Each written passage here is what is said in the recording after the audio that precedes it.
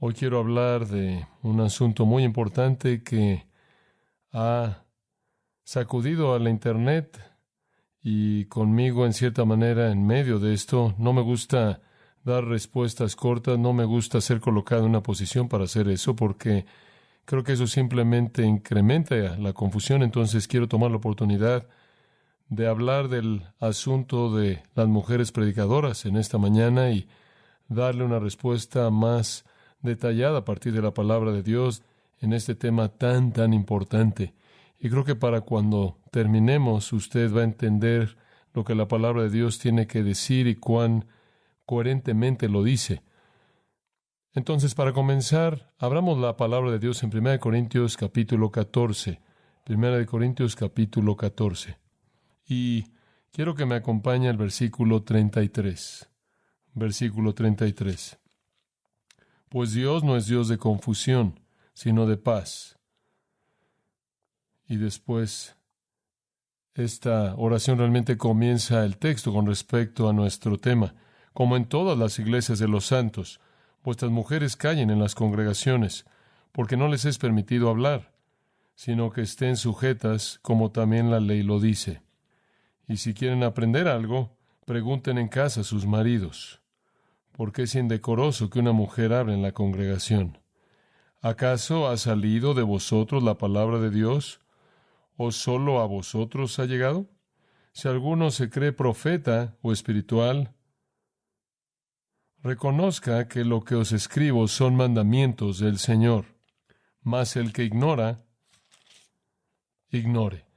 Simplemente a partir de ese pasaje en sí, no hay una ausencia de claridad con respecto a lo que la Biblia dice acerca de mujeres que predican. Pero a pesar de la claridad de la Escritura, esto se ha convertido en un tema monstruoso en nuestro día.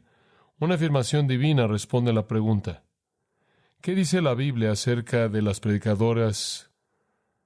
Está en el versículo 35, la última parte del versículo. Porque es indecoroso que una mujer hable en la congregación.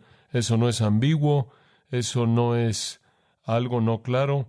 Es indecoroso que una mujer hable en la congregación. Esa es una prohibición absoluta.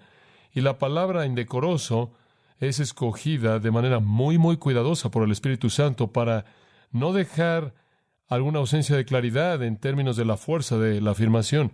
La palabra que es traducida indecorosa es aiskros en el griego. Realmente es una palabra que significa vergonzoso. Es algo que es más que tan solo indecoroso, inapropiado, es vergonzoso. De hecho, esa es la manera en la que es traducida en 1 Corintios 11:6 por la palabra vergonzoso. Esa es la manera en la que es traducida en Efesios 5, versículo 12, como vergonzoso. Esa misma palabra es usada en Tito 1:11 y ahí es traducida vergonzosas. Vergonzosas. En ciertas traducciones. Una palabra que básicamente significa bajo o vergonzoso. Tiene el sentido común de algo que es conocido como algo vergonzoso o algo que es una desgracia. En el 5º capítulo de Efesios y en el 4º versículo, una palabra de la misma raíz es usada aquí. Voy a leer el versículo. No debe haber inmundicia ni palabras torpes o palabras que no son apropiadas. De nuevo, la misma palabra desgracia o vergonzosa. Entonces, la inmundicia o las palabras bajas o torpes, lo cual normalmente tiene una connotación sexual, estas son una desgracia. Vergonzosas. Eso es lo que esta palabra significa. Lo que leemos entonces en el versículo 35 es que es vergonzoso que una mujer hable en la iglesia. Es vergonzoso. Ese es un juicio reconocido en referencia a ese tipo de conducta. Lo mismo como enseñar por ganancia deshonesta en Tito 1:11. Vergonzosa, ganancia vergonzosa. Es en cierta manera como los falsos profetas haciendo lo que hacen por dinero. Y esta ley y mandato inequívocos divinos son tan absolutos que regresamos al versículo 34 y la sección de hecho comienza, como usted verá, si usted tiene cierta versión, como en todas las iglesias de los santos, las mujeres deben guardar silencio en las iglesias, porque no les es permitido hablar. Y después, versículo 35, porque es indecoroso que una mujer hable en la congregación, como en todas las iglesias de los santos, siempre y en todo lugar. Esta sección entera comienza con esa afirmación al final del versículo 33, como en todas las iglesias de los santos. Pablo nos está dando un principio universal aquí. Esto no es algo local, esto es en todo lugar y en todo momento. Cuando Pablo dice eso, él está hablando de algo que es universal, y le voy a mostrar eso a partir de otras porciones de 1 Corintios. Si usted regresa al capítulo 4 en 1 Corintios, Pablo le está escribiendo a los corintios y él dice, les voy a enviar a Timoteo, versículo 17, les voy a enviar a Timoteo, quien es mi hijo amado y fiel en el Señor, y él les va a recordar de mi proceder que es en Cristo, así como enseño en todo lugar y en toda iglesia, la misma expresión. Lo que Timoteo les iba a traer con respecto a la relación del creyente a Cristo era lo que Pablo enseñaba en todo lugar, en toda iglesia. Esto es doctrina divina. Esta es la doctrina verdadera del Evangelio. Y él enseñó en toda iglesia. Y no variaba de iglesia a iglesia. Esto es Pablo diciendo, él les va a enseñar acerca de mi proceder en Cristo, lo que enseño en toda iglesia, lo que significa vivir en Cristo. Eso es para todos los creyentes en todas las iglesias. Ahí en el capítulo 7 de 1 Corintios, había cierta discusión entre los corintios acerca de cuando usted se convertía en un creyente. ¿Qué tal si estaba casado con un incrédulo, se divorcia o se queda con un incrédulo? ¿O qué tal si es circuncidado o incircunciso? ¿Hace algo acerca de eso? ¿Es necesario circuncidarse? ¿Se deshace usted de su cónyuge incrédulo? ¿Qué hace usted acerca de su situación social? Y él dice en el versículo 17, como el Señor le asignó a cada uno, como Dios ha llamado a uno, de esta manera ande. Si usted es casado, quédese casado. Si usted es soltero, quédese soltero. No se preocupe por la circuncisión. Él dice eso en el siguiente versículo 18. Estas cosas no importan. Ahí en el versículo 20, cada uno debe quedarse en esa condición en la que fue llamado. Escuche, volverse un creyente no es excusa para un divorcio, aun si tiene usted un cónyuge incrédulo. Y lo que es importante de esto, al final del versículo 17, Pablo dice, así dirijo en todas las iglesias. De nuevo, él está enseñando la misma doctrina en todas las iglesias, lo cual Timoteo les va a reiterar. Él está estableciendo los mismos estándares cuando uno se vuelve creyente. Usted no altera la circunstancia de su vida. Ahora que usted es creyente, no significa que debe casarse, no significa que debe divorciarse. Usted se queda en la circunstancia en la que está. Eso es lo mismo para todo creyente en toda iglesia. Y después en el capítulo 11 y versículo 16, y vamos a regresar a este capítulo más adelante.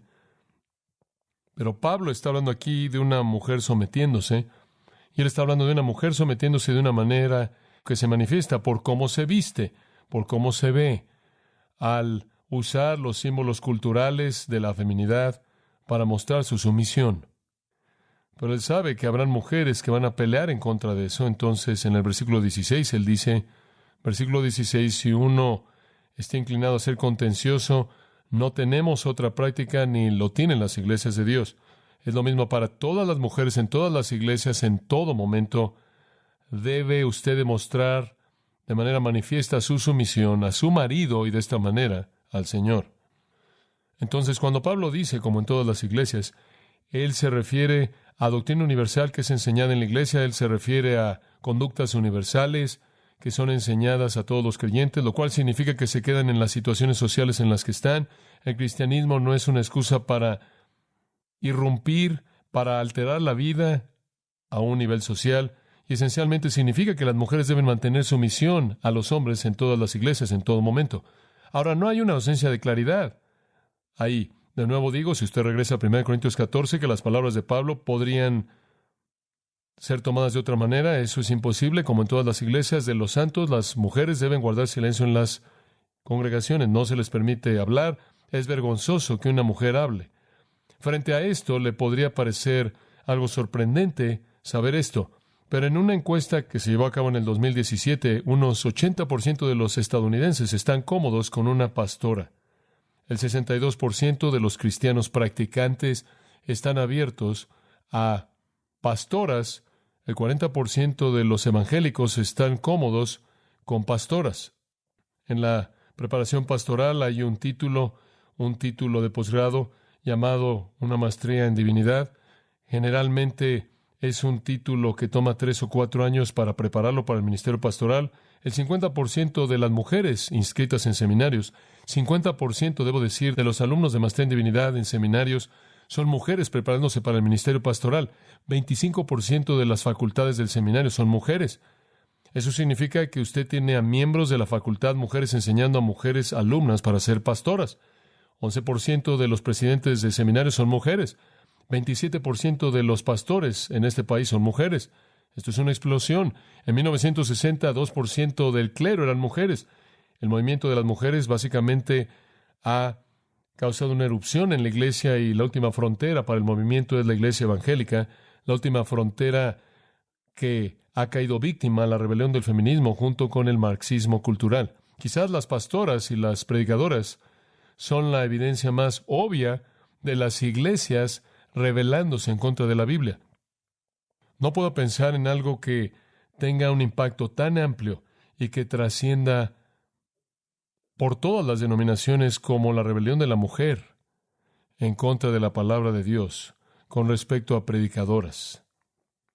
Mujeres que pastorean, mujeres que predican en una iglesia, son una desgracia y reflejan de manera abierta oposición al mandato claro de la palabra de Dios. Esto es desobediencia flagrante, esto es desobediencia abierta, ha sido aceptable en nuestra cultura y ahora es aceptable inclusive en el mundo evangélico. Leí un artículo esta semana escrito por una mujer, el título es «Tenga una maestría en divinidad, va a predicar». Y esta mujer escribiendo este artículo dijo que el artículo está diseñado para responder esta pregunta: ¿cómo es que el sexismo tiene una función conforme su congregación se esfuerza por abrazar el liderazgo pastoral de mujeres? Entonces, si usted no está dispuesto a abrazar el liderazgo pastoral de las mujeres, usted no es bíblico, usted es sexista. ¿Por qué es esta una rebelión que tiene un alcance tan grande en contra de la palabra de Dios? ¿Por qué? Bueno, la respuesta se remonta a Génesis capítulo 3. Entonces, acompáñeme a Génesis 3 y veremos cómo comenzó todo. Todos conocemos la historia: Adán y Eva, creados en el huerto, inocentes. Eva sale de la protección de Adán, tiene un encuentro con Satanás. Ella es seducida, engañada, ella peca. Adán la sigue, peca. La raza humana entera es impulsada a la corrupción. Entonces el Señor maldice a los participantes en eso. La serpiente es maldecida en el capítulo 3, versículos 13 y 14, inclusive en el 15. El hombre es maldecido en los versículos 17, 18 y 19, pero la mujer es maldecida en el versículo 16, y es muy importante. A la mujer dijo, esta es la maldición de la caída: multiplicaré en gran manera los dolores en tus preñeces. Con dolor darás a luz los hijos, y tu deseo será para tu marido, y él se enseñoreará de ti. ¿Acaso el dolor en el parto es universal? Sí. Toda mujer que jamás ha tenido un hijo tiene dolor. Eso es universal. Esa es la maldición. Esa es la primera mitad. Pero la segunda mitad es universal por igual. Tu deseo será para tu marido, y él se enseñoreará de ti. ¿De qué está hablando eso? ¿Está hablando de deseo sexual, deseo físico? No, porque el deseo físico estuvo ahí antes de la caída. Porque cuando Dios creó a Adán y Eva, Él dijo, fructificad y, ¿qué? Multiplicaos, llenad la tierra, vayan, tengan bebés. Lo que lleva a los bebés es deseo. No hay nada de malo con una mujer deseando a su marido de esa manera, ese no es el punto. El punto es que hay una maldición sobre la mujer, y la maldición es que ella tiene un deseo hacia su marido, y él tiene que gobernar sobre ella. Si usted tiene un deseo sexual hacia su marido, eso no lo lleva a que él lo gobierne a usted. Eso lleva a que se unan en un acto de amor que produce un hijo. ¿Qué es este deseo de una mujer que fuerza al marido a tener que dominarla? Esta es una maldición. Esto es atracción sexual, y el amor matrimonial no es una maldición. Pero sea lo que esto sea, es algo malo y lleva al conflicto. Bueno, la respuesta viene en el capítulo 4. Esta frase en particular es únicamente usada 2 veces en el Pentateuco, en el Antiguo Testamento, y aquí está la segunda. El Señor le dijo a Caín en el capítulo 4, ¿por qué te enojas? Caín, recordará usted, ofreció un sacrificio inaceptable a Dios. ¿Por qué estás tan enojado? ¿Por qué ha caído tanto tu rostro? Si haces bien, si haces lo correcto, ¿acaso tu semblante no se levantará? Si hubieras obedecido y ofrecido el tipo correcto de sacrificio, no el fruto de tus labores, sino un sacrificio animal, no tendrás este problema. Y si no haces bien, aquí está por qué. El pecado está a la puerta y su deseo es para ti, pero tú debes dominarlo. Es exactamente la misma expresión como en el capítulo 3. Aquí es el pecado deseando tenerte y debes dominarlo, debes enseñorearte de él. Eso es exactamente lo que significa el capítulo 3, versículo 16. El deseo pecaminoso por dominar a tu marido y él va a tener que ejercer control sobre ti. Como un resultado de la caída, la mujer lleva una maldición en 2 áreas. Una, y es universal, toca a todas. El dolor al dar a luz. En segundo lugar, un deseo debido a su corazón caído por alterar el orden divino de la autoridad y la sumisión, y por querer dominar a su marido. Esta es la realidad universal en el matrimonio a un grado u otro. La mujer va a desear controlar, el marido va a tener que gobernar sobre ella. Eso es tan universal como el dolor en el tener hijos. Se refiere a un deseo pecaminoso por controlar. Esta es la razón por la que vemos constantemente el esfuerzo por parte de las mujeres por derrocar la autoridad de sus maridos o la autoridad de los hombres en la sociedad. Y obviamente hay una multitud de mujeres en la iglesia tratando de derrocar el liderazgo masculino en la iglesia. Con eso en mente, regresa a 1 Corintios, capítulo 14,